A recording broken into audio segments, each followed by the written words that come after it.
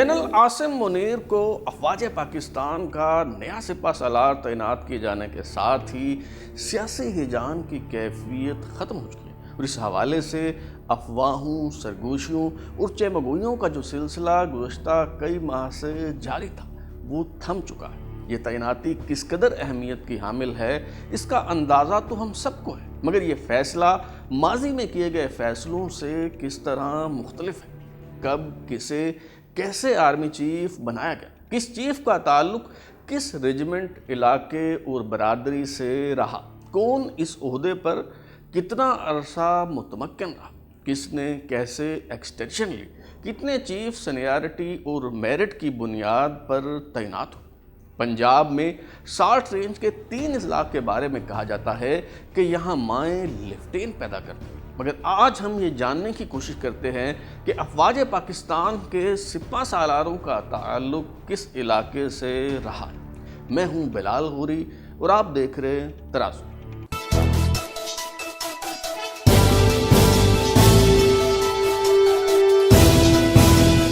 अफवाज पाकिस्तान के पहले 2 commander in chief general sir Frank Walter Meservy और general sir Douglas David Gracy सफ़ेद फाम थे और ये दोनों मुद्दत मुलाजमत मुकम्मल होने से पहले ही सुबकदोश हो गए। उसके बाद अब तक आने वाले 15 सिपह सालारों की बात की जाए तो ज़ात और बरादरी के एतबार से पाकिस्तान की बड़ी अफवाज को क़यादत फराहम करने के एतबार से पश्तूनों और राजपूतों को सबकत हासिल है। पाकिस्तान आर्मी के मजमूई तौर पर तीसरे मगर पहले मकामी सिपह सालार commander in chief general Ayub Khan Tareen Pathan थे और उनका ताल्लुक हज़ारा से।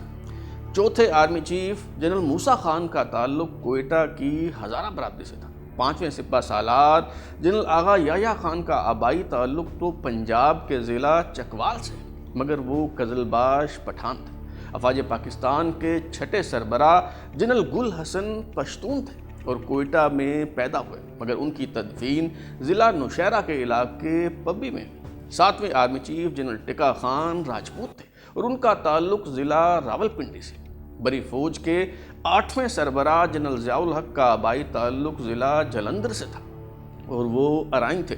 अफवाज पाकिस्तान के 9वें सिपह सालार general Mirza Aslam bag Urdu speaking है। उनका आबाई ताल्लुक तो उत्तर प्रदेश के ज़िला आज़मगढ़ से, मगर हिजरत के बाद उनका ख़ानदान कराची में आबाद हुआ। रिटायरमेंट के बाद वो इस्लामाबाद में रिहाइश पजीर हैं। 10वें army chief general Asif Nawaz Janjua का ताल्लुक ज़िला जहलम से और वो राजपूत थे।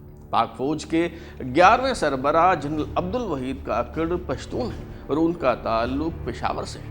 12वें आर्मी चीफ जनरल जहांगीर करामत कक्केज़ई पठान हैं और उनका ताल्लुक लाहौर से है। 13वें सिपह सालार जनरल परवेज़ मुशर्रफ की बात की जाए तो वो भी जनरल मिर्ज़ा असलम बेग की तरह उर्दू स्पीकिंग है और उनकी फैमिली क़याम पाकिस्तान के वक्त दिल्ली से हिजरत करके कराची मुंतकिल हुई। मौजूदा army chief general Asim Naseer की तरह जनरल परवेज़ मुशर्रफ भी सईद ख़ानदान से थे। 14वें army chief general Ishfaq Parvez Kiani का ताल्लुक ज़िला रावलपिंडी की तहसील गुजर खान से और जैसा कि नाम से ज़ाहिर है वो गखड़ ख़ानदान से ताल्लुक़ रखते हैं। गखड़ कियानी के अलावा राजा भी कहलवाते हैं। पाकिस्तान के 15वें सिपह सालार जनरल राहील शरीफ राजपूत हैं और उनका ताल्लुक ज़िला गुजरात से।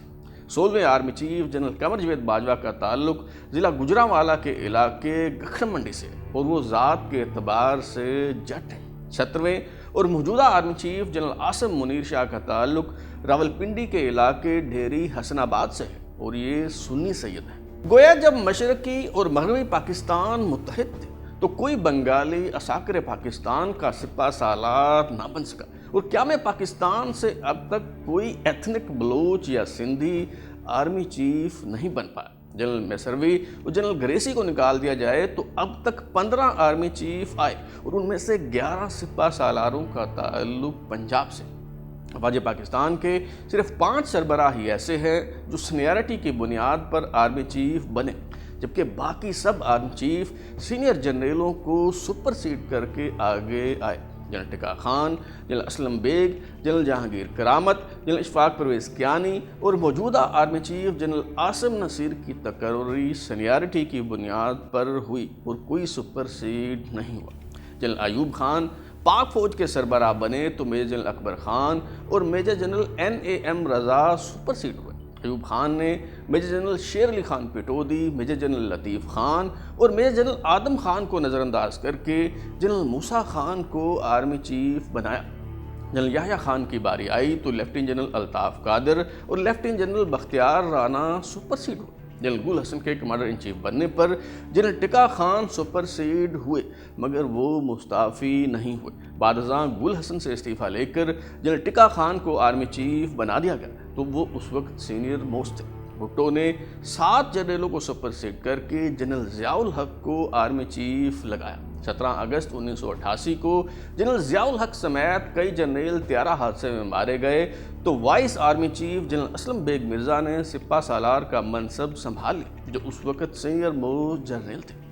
آصف نواز جنجوعہ کی تعیناتی کے وقت general Shamim Alam Khan superseded ہوئے۔ عبد الوحید کاکڑ کو 4 سینئر جنرلوں پر ترجیح دے کر سپہ سالار بنایا گیا۔ نواز شریف نے جنرل علی کلی خان اور جنرل خالد نواز کو سپر سیڈ کر کے سینیئرٹی میں تیسرے نمبر پر موجود corps commander Mangla lieutenant general Pervez Musharraf کو 4 اسٹار جنرل کے رینک میں ترقی دے کر آرمی چیف بنایا۔ جب راحیل شریف سپہ سالار بنے تو جنرل ہارون اور راشد محمود سپر سیڈ ہوئے۔ جنرل قمر جاوید باجوہ بظاہر تو سینیارٹی لسٹ میں 4تھے نمبر پر تھے، لیکن در حقیقت وہ سینیارٹی لسٹ میں 7ویں نمبر پر تھے۔ 2016 میں پہلے نمبر پر لیفٹیننٹ جنرل مقصود احمد تھے، جو اقوام متحدہ امن مشن میں بطور ملٹری ایڈوائزر کام کر رہے تھے۔ چونکہ یہ پہلے ہی ایکسٹینشن پر تھے، اس لیے آرمی چیف بننے کی دوڑ میں شامل نہ تھے۔ دوسرے نمبر پر موجود لیفٹیننٹ جنرل زبیر محمود حیات تھے، جنہیں chairman joint chiefs of staff committee تعینات کیا گیا۔ تیسرے نمبر پر ہیوی انڈسٹریز ٹیکسلا کے chairman lieutenant general Syed Wajid Hussain, جبکہ 5ویں نمبر پر director general joint staff headquarter lieutenant general Najib Ullah Khan تھے۔ چونکہ ان دونوں نے کور کمانڈ نہیں کی ہوئی تھی، اس لیے انہیں کنسیڈر نہیں کیا گیا۔ 5ویں نمبر پر اس وقت کے corps commander Multan lieutenant general Ashfaq Nadeem, جبکہ 6 نمبر پر corps commander Bahawalpur lieutenant general Javed Iqbal Ramday تھے۔ 7ویں نمبر پر IG ٹریننگ اینڈ ایویلیوشن تھے، جن کا نام لیفٹیننٹ جنرل قمر جاوید باجوہ تھا۔ انہیں 4 اسٹار جنرل کے طور پر ترقی دے کر آرمی چیف تعینات کر دیا گیا۔ افواج پاکستان کے 18 سپہ سالاروں میں سے 5 آرمی چیف اپنی مدت ملازمت سے زائد عرصہ اس عہدے پر موجود رہے۔ جنرل ایوب خان 16 جنوری 1951 کو 4 سال کے لیے کمانڈر ان چیف مقرر ہوئے، مگر بار بار توسیع کے باعث انہوں نے 27 اکتوبر 1998 تک سپہ سالار کا عہدہ سنبھالے رکھا۔ چوتھے commander in chief general Musa Khan کی مدت ملازمت میں فیلڈ مارشل ایوب خان نے 4 سال کی توسیع دی۔ جنرل یحییٰ خان کی بطور کمانڈر ان چیف مدت ملازمت ختم ہونے لگی تو انہوں نے مارشل لا ایڈمنسٹریٹر کے طور پر اپنی مدت ملازمت میں توسیع کی فائل پر خود ہی دستخط کر دی۔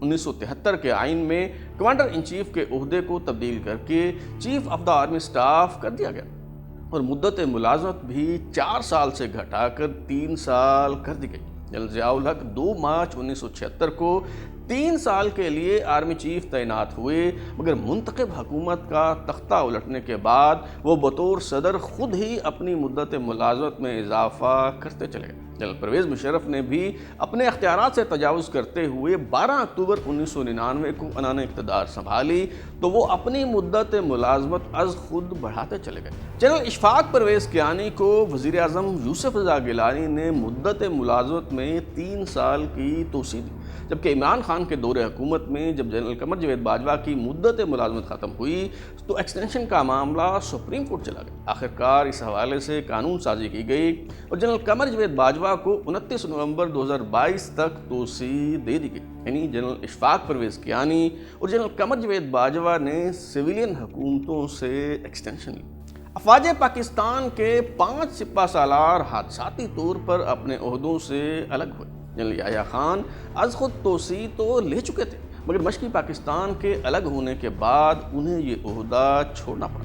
بھٹو دور میں جنرل گل حسن سے گن پوائنٹ پر استعفیٰ لے لیا گیا۔ جنرل ضیاء الحق طیارہ تباہ ہونے کے باعث چل بسے۔ جنرل آصف نواز دل کا دورہ پڑنے سے دوران سروس ہی فوت ہو گئے، جبکہ جنرل جہانگیر کرامت کو متنازع سیاسی بیان پر گھر جانا پڑا۔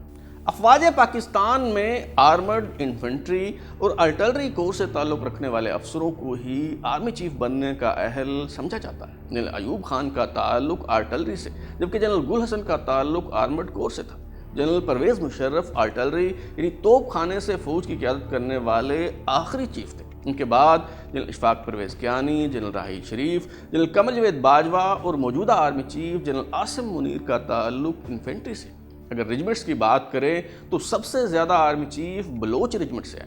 General Yahya Khan, general Aslam Beg, general Ashfaq Parvez Kayani, general Qamar Javed Bajwa کا تعلق بلوچ رجمنٹ سے تھا، جبکہ جنرل راحیل شریف اور general Asim Munir frontier force regiment سے ہیں۔ Chairman joint chiefs of staff committee تعینات ہونے والے جنرل ساحر شمشاد مرزا کا تعلق سندھ رجمنٹ سے۔ سبکدوش ہونے والے chairman joint chiefs of staff committee general Nadeem Raza کا تعلق بھی سندھ رجمنٹ سے تھا۔